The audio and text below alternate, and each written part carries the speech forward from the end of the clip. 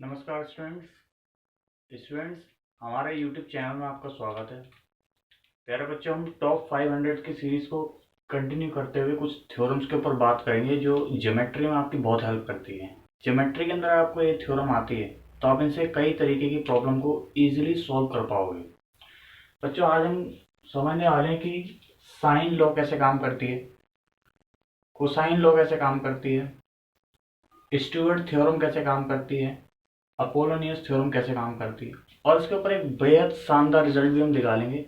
बच्चों, ध्यान रखना, ये सारी थ्योरम हम एक एक करके सिक्वेंसली समझेंगे जिससे हमें कोई दिक्कत नहीं होगी। तो बच्चों, सबसे पहले हम साइन लॉ से स्टार्ट करते हैं कि साइन लॉ हमें क्या कहती है। बच्चों, साइन लॉ के अंदर आप देखोगे तो अगर इस तरीके से आपके पास ट्रायंगल है,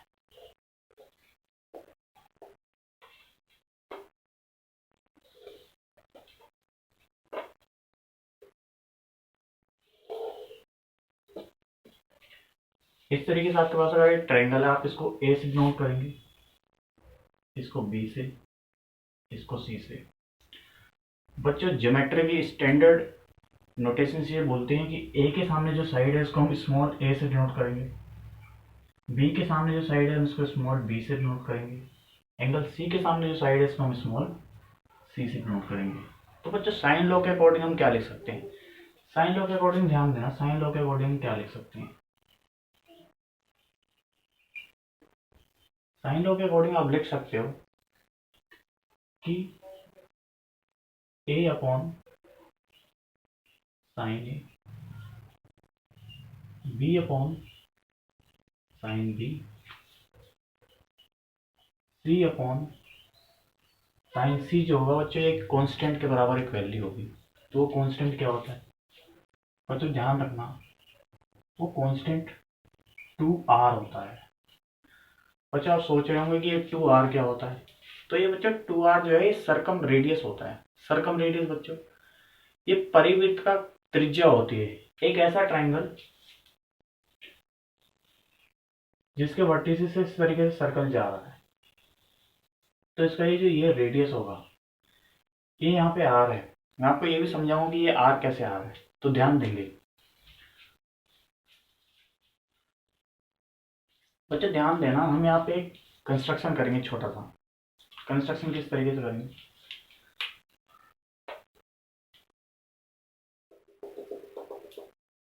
कंस्ट्रक्शन में आप बच्चों इसके बारे में लिख सकते हो कि जैसे कि ये पॉइंट हमने m मान लिया, ये पॉइंट हमने क्या मान लिया? m मान लिया। अब ध्यान देना, जैसे मैं इस एंगल की बात कर रहा हूँ, मैं इसके अंदर बच्चों इस लेंथ को x अगर मान लूँ तो ये वाली लेंथ क्या होगी? a माइनस एक्स हो जाएगी। पर बच्चों a माइनस एक्स का अभी हमें कोई यूज नहीं है। आप ध्यान देना, इस वाले ट्रायंगल में ए एम सी के अंदर ये वाला एंगल 90 डिग्री होगा क्योंकि हमने परपेंडिकुलर ड्रॉ करा है। ये वाला एंगल इस साइड ये भी 90 डिग्री होगा क्योंकि ये भी परपेंडिकुलर, अगर एक तरफ 90 तो दूसरी तरफ भी 90 होगा। तो अब ध्यान देना बच्चों, हम कैसे करेंगे? In triangle A M C, A M C we have, बच्चों आप ए एम सी के अंदर लिख सकते हो, इसको आप एच से लेट कर ले, एच डिनोट करें आप इसको, हाइट को। तो आप यहाँ पे लिख सकते हो कि साइन एंगल सी जो होगा ये क्या होता है? परपेंडिकुलर अपॉन हाइपोटेनस का रेशियो होता है। तो परपेंडिकुलर आपके पास स्मॉल एच है तो आप इसको स्मॉल एच लिख लें। और जो यहाँ पे आपके पास हाइपोटेनस क्या है? ये बी है। तो आप यहाँ से लिख पा रहे होंगे, आप यहाँ से लिख पा रहे होंगे कि जो एच की वैल्यू होगी ये बच्चों बी इधर मल्टीप्लाई हो जाएगा, तो बी साइन सी, ये आपके पास एच की वैल्यू आपको यहाँ से मिल रही है। इसको आप इक्वेशन 1 मान लेंगे। अगेन बच्चों, आप देखोगे इस ट्रायंगल के अंदर, इस वाले के अंदर, तो इस ट्रायंगल का नाम क्या है? A M B. तो in triangle A M B वी है, यहाँ पे अगर आप साइन ऑफ बी लिखोगे, साइन ऑफ बी लिखोगे तो किसका रेशियो होता है? परपेंडिकुलर अपॉन हाइपोटेनस का। तो यहाँ पे परपेंडिकुलर काम कौन कर रहा है? एच काम कर रहा है, तो यहाँ एच लिख दो, स्मॉल एच। हाइपोटेनस का काम कौन कर रहा है? सी। तो यहाँ सी लिख दो। यहाँ से आपको क्या मिल रहा होगा, तो गौर करना, यहाँ से आपको मिल रहा होगा कि आपके पास जो एच की वैल्यू है क्या आ जाएगी, स्मॉल सी साइन बी। इसको आप इक्वेशन 2 मान लो। बच्चों आप देख रहे हो कि फर्स्ट इक्वेशन और सेकंड इक्वेशन के अंदर जो आपको वैल्यूज मिल रही हैं, ये दोनों वैल्यू एच की ही तो हैं, तो ये इक्वेट हो जाएंगी।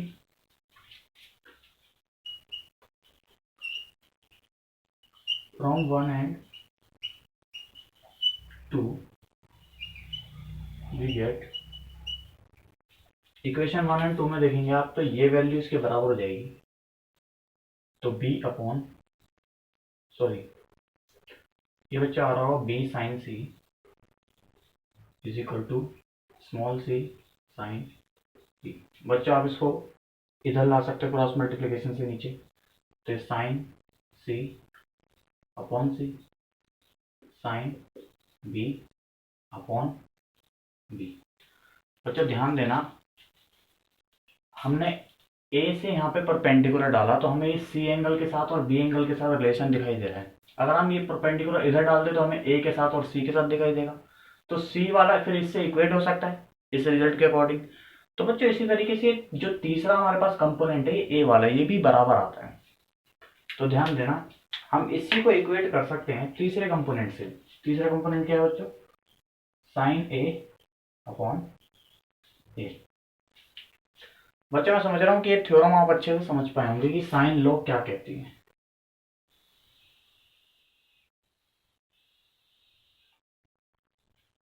बच्चों आप इसको यहाँ तक नोट करें, फिर इसके बाद मैंने आपको जो भी ये समझाया था कि 2r के इक्वल होता है, ये कैसे होता है मैं आपको ये बताऊंगा। आप इसको पॉज करें और इतना नोट कर लें जब तक।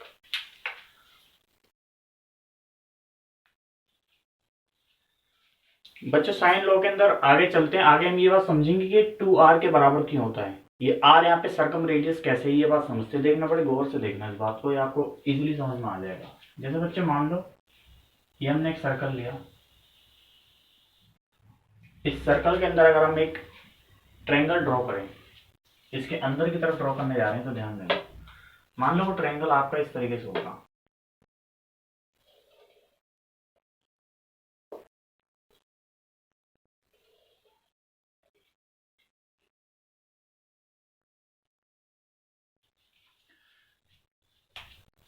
बच्चे इस तरीके से अगर ये ट्रायंगल होगा तो यहाँ पर कहीं इसका क्या होगा, सेंटर होगा, जो कि क्या होगा बच्चों, सर्कम सेंटर होगा।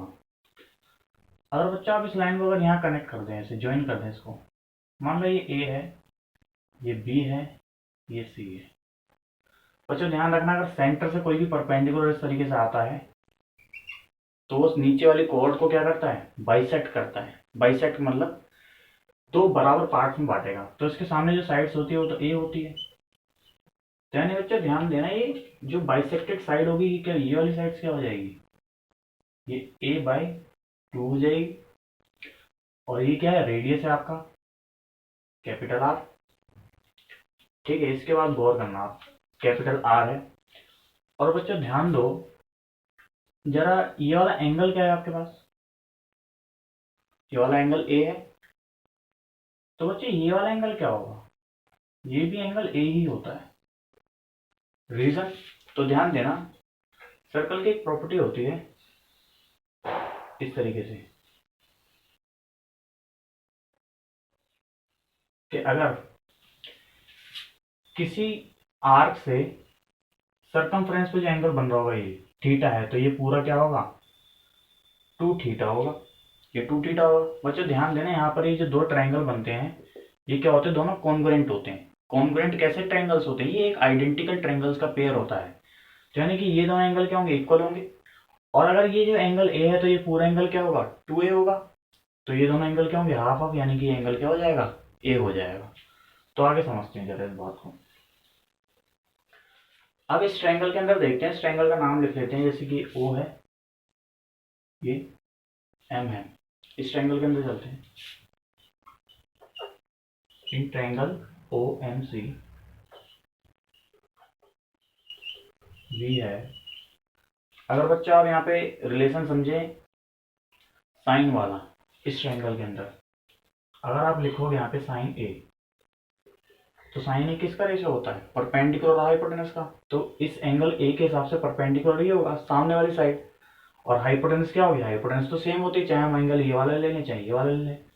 तो क्या हो जाएगा ये आपका a/2 अपॉन आर, जो कि आपको क्या वैल्यू देगा, a/2r। और बच्चों अगर आप इसी को पलट के लिख रहे होंगे तो आप इसको ऐसे लिखेंगे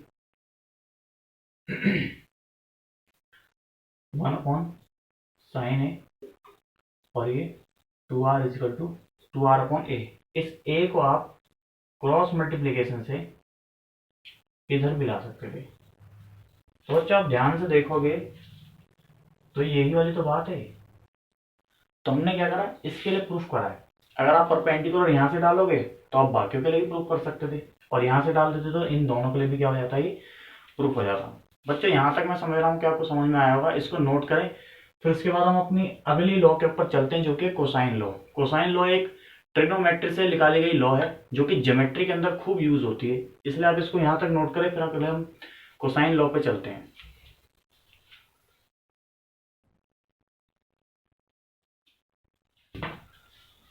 बच्चों आगे समझते हैं कोसाइन लॉ। कोसाइन लॉ देखना किस तरीके से काम करती है। तो ध्यान देना, हम बात करें किसकी, कोसाइन लॉ की।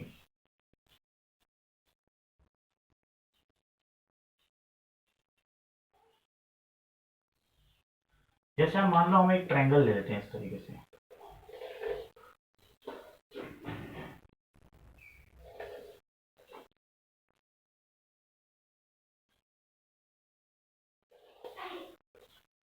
इस ट्रायंगल के अंदर बच्चों ध्यान देना, इस ट्रायंगल के अंदर हम इसको ए बोल रहे हैं, इसको बी बोल रहे हैं, इसको सी बोल रहे हैं। ए के सामने जो साइड है हम इसको क्या बोलेंगे, ए। बी के सामने जो साइड है इसको हम बोलेंगे बी। सी के सामने जो साइड है इसको स्मॉल सी। बच्चों ध्यान देना, ये जो तुम्हारे कॉर्नर पे जो ए बी सी लिखे हैं, कैपिटल लेटर में लिखे हैं, जो कि एंगल को डिनोट कर रहे हैं, और ये जो छोटे वाले लिखे हुए हैं स्मॉल लेटर में, ये क्या है, साइड्स को डिनोट कर रहे हैं। तो कोसाइन लॉ हमारे को क्या बात समझाती है इनके रिलेशन के बारे में, तो ध्यान देना बच्चों।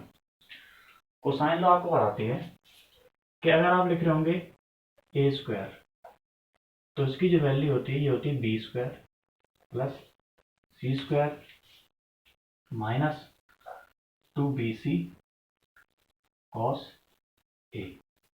और अगर हम यहाँ पे लिख दें डी स्क्वायर, तो ये आ रहा होगा आपके पास A square C square minus 2ac cos B.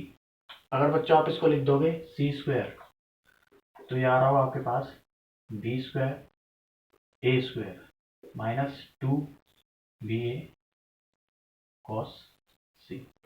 बच्चों ये चार रिजल्ट जो हैं ये आपके कोसाइन लॉ के ही हैं। कोसाइन लॉ अब ड्राइव कैसे करिए, ये लॉ हमारे पास निकल के कैसे आती है। बच्चों मैं आपको इसका एक बड़ा सिंपल सा डेरिवेशन देने वाला हूँ। ये आपको डेरिवेशन कहीं नहीं मिलेगा, बड़े ध्यान से समझना, काफी इजी डेरिवेशन होगा। तो ध्यान देना बच्चों, हम यहाँ से क्या करते हैं, एक परपेंडिकुलर ड्रॉ कर देते हैं। परपेंडिकुलर हम इस तरीके से ड्रॉ करते हैं, इस तरीके से। ये परपेंडिकुलर लिया हमने। बच्चों इसके अंदर आप इसको बोलो h, इसको x लेट कर लो इतने पार्ट को।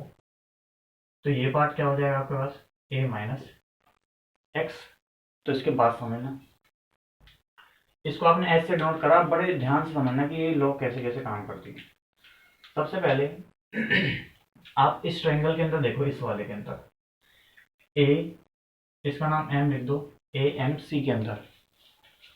तो in triangle A M C we है।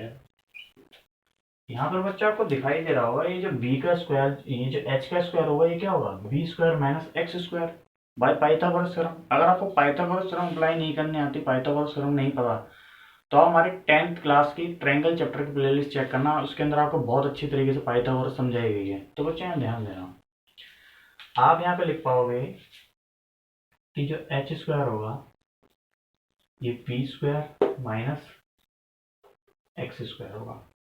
इसको आप मान लें इक्वेशन 1। अब इस वाले ट्रायंगल के अंदर फोकस करें, ए एंड बी के अंदर।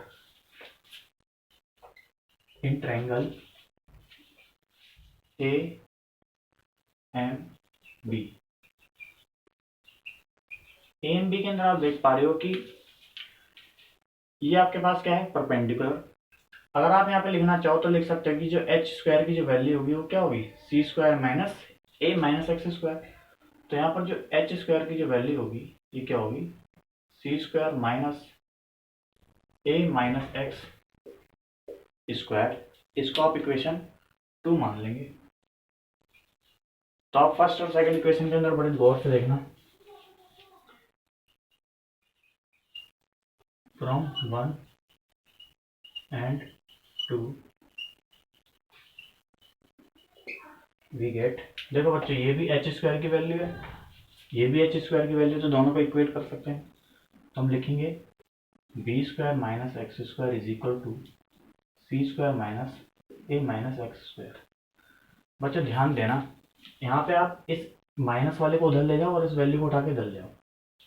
तो आप लिखोगे बी स्क्वायर प्लस ए माइनस एक्स स्क्वायर और ये सी स्क्वायर प्लस एक्स स्क्वायर। बच्चे ये माइनस का था तो इधर जाएगा तो ये प्लस का हो जाएगा, ये माइनस का था तो इधर जाएगा क्या हो जाएगा, प्लस का हो जाएगा। अब इसको स्क्वायर के अकॉर्डिंग एक्सपेंड कर देंगे। तो ये आ रहा होगा आपके पास A square X square minus 2ax।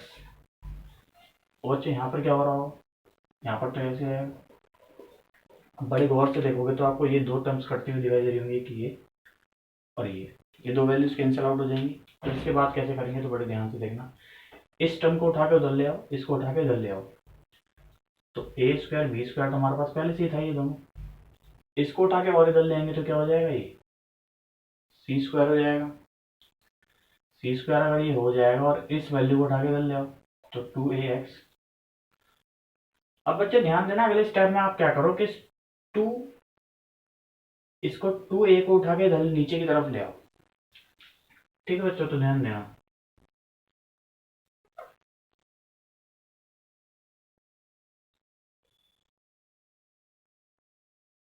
To ए को उठा के इधर ले आएंगे और इधर x को एज इट इज रहने देंगे। बच्चों ध्यान देना, अगर आप इधर इस यहाँ पे दोनों तरफ b से डिवाइड कर दो, ठीक है, हमने क्या करा, बोथ साइड b से डिवाइड करा, तो ये x बाई बी क्या है, x अपॉन बी। ठीक है, x अपॉन बी, तो इसको आप कॉस ऑफ एंगल सी नहीं लिख सकते क्या, कॉस ऑफ एंगल सी लिख सकते हो क्योंकि बेस अपॉन हाइपोटेनस का रेशियो होता है। तो इसको हम कॉस सी लिख देते हैं, कॉस सी लिख देंगे।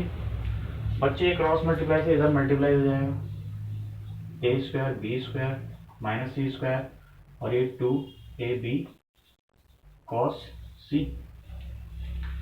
और इस वैल्यू को उठा के इधर ले जाओ, इस वैल्यू को उठा के इधर ले आओ, तो आपका ये रिजल्ट निकल जाएगा एंगल सी के लिए, या फिर ये सी स्क्वायर के लिए निकल जाएगा।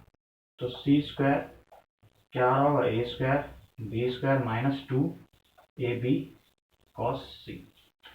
बच्चों आप ध्यान से देख पा रहे हो कि ये जो हमने रिजल्ट निकाला है ये आपका ये थर्ड पॉइंट है।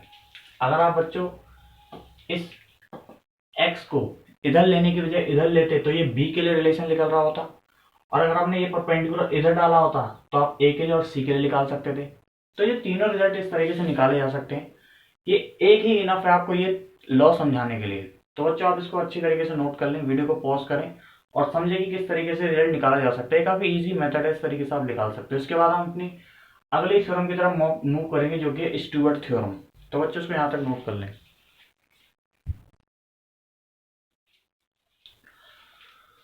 बच्चों अगली थ्योरम की तरफ चलते हैं जो आपके पास है स्टुअर्ट थ्योरम। स्टुअर्ट थ्योरम भी काफी इंपॉर्टेंट थ्योरम है, ज्योमेट्री के अंदर इससे आपकी बहुत जो कॉम्प्लेक्स प्रॉब्लम होती है उनको सोल्व करा जा सकता है अगर आपको ये स्टुअर्ट थ्योरम आती है। बच्चों अगर आपको इस थ्योरम के बारे में नहीं पता और एग्जाम में इस टाइप का क्वेश्चन आ गया जो कि इस थ्योरम से फटाफट सॉल्व हो सकता है, तो आप उसको जल्दी से सॉल्व नहीं कर पाएंगे। तो बच्चों इस थ्योरम को समझना है कि थ्योरम आपको ट्रायंगल के बारे में क्या बात बताती है। तो ध्यान देना बच्चों, हम बात करें स्टुअर्ट थ्योरम की।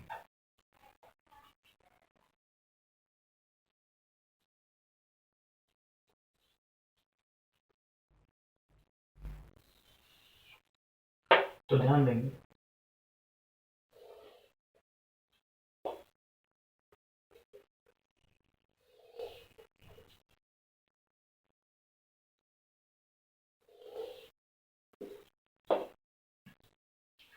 बच्चों आप मान लें कि आपके पास एक ट्रायंगल इस तरीके से है, ए बी सी। बच्चों मान लो कि ये एक सीवियन है, एक सीवियन जो है ये इस तरीके से है, और यहाँ पर ये नाम जो है इसका ये क्या है, एम। बच्चों सीवियन क्या होता है, आपने पढ़ा होगा एंगल बाइसेक्टर, आपने पढ़ा होगा मीडियन, आपने पढ़ा होगा एल्टीट्यूड। ये सारे सीवियन के ही एग्जाम्पल है। सीवियन के आप इनको सबसेट्स बोल सकते हैं। तो सीवियन क्या और भी कोई लाइन हो सकती है? बच्चों सीवियन कोई भी लाइन हो सकती है जो एक वर्टिसिस से अपोजिट साइड पर डल रही हो। तो बच्चों ये स्टुअर्ट थ्योरम इस रिलेशन के बारे में क्या बताएगी कि इस तरीके से सीवन अगर डली हुई तो उसका साइड से क्या रिलेशन हो सकता है, बड़े ध्यान से समझना। जैसे मान लो कि ये आपके पास ए लेंथ है, ये लेंथ बी है, ये लेंथ स्मॉल एम, ये लेंथ स्मॉल एम। ठीक है बच्चों, और मान लो इस पूरे को हम सी से डिनोट कर रहे हैं। तो what is according to Stewart theorem? तो ध्यान देना, according to Stewart theorem you can write A square M N B square M जो होगा वो आपका बच्चों किसके बराबर होगा? और बच्चों ध्यान देना, इस सीवियन की लेंथ इसको आप एक्स मान रहे हो, तो ये किसके बराबर होगा? एक्स स्क्वायर सी। और लास्ट में आप क्या लिखोगे? M N C. लास्ट में आप क्या लिखोगे? M N C.